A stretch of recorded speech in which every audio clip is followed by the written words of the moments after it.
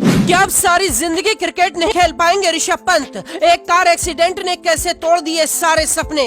अकेले मां को सरप्राइज देने के लिए जा रहे थे पंत, एक सेकंड के लिए झपकी आई और 10 मिनट में खाक हो गई मर्सिडीज कार। पैर की होगी प्लास्टिक सर्जरी, सिर में भी गहरा घाव। रुड़की से दिल्ली के लिए किया गया रेफर। अब कैसी है पंत की तबीयत?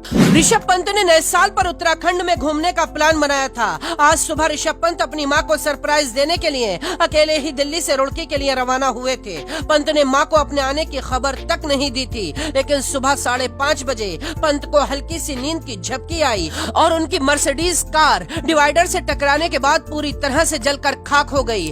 पंत को गाड़ी के शीशे तोड़कर तुरंत बाहर निकाला गया और रुड़की के सक्षम अस्पताल में भर्ती कराया गया, लेकिन पंत की हालत बेहद नाजुक है। इसीलिए पंत को पहले देहरादून रेफर किया जाना था, लेकिन अब दिल्ली रेफर कर दिया गया है। पंत के सिर और पैर में सबसे ज्यादा गहरी चोट आई है। कहा जा रहा है कि ऋषभ पंत के पैर की प्लास्टिक सर्जरी होगी और सिर के घाव को भरने में लंबा वक्त लगेगा। एक तरफ फैंस ऋषभ पंत की सलामती की दुआएं कर रहे हैं, दूसरी तरफ डर ये है कि क्या पंत अब क्रिकेट नहीं खेल पाएंगे।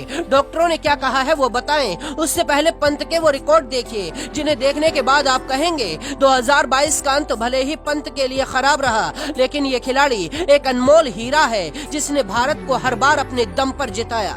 ऋषभ पंत दुनिया के इकलौते विकेट कीपर हैं जिसने एक टेस्ट सीरीज में 39 खिलाड़ियों को शिकार बनाया है। किसी एक टेस्ट मैच में सबसे ज्यादा 11 कैच पकड़ने का रिकॉर्ड पंत के ही नाम है। ऋषभ पंत भारत के इकलौते खिलाड़ी है जिसने 28 गेंदों में टेस्ट मैच में 50 लगाई है। पंत ने टेस्ट क्रिकेट में सबसे तेज 50 छक्के लगाने का भी रिकॉर्ड बनाया और सबसे तेज 4000 रन भी पूरे किए।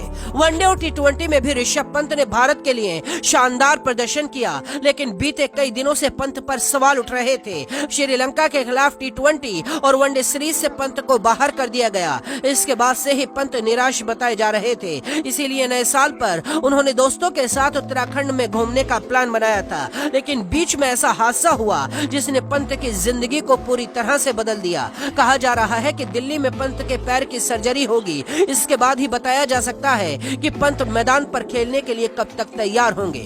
जब तक हम ये खबर लिख रहे थे तब तक पंत को होश नहीं आया था, क्योंकि उनके सिर पर गहरे घाव आए हैं। 12 साल की उम्र में पंत क्रिकेट के लिए घर छोड़कर दिल्ली आ गए थे और गुरुद्वारे में रहकर क्रिकेट खेला करते थे। लंगर का खाना खाकर पंत प्रैक्टिस किया करते थे। पंत कई महीनों तक अपनी मां के साथ मोती बाग के गुरुद्वारे में रहे।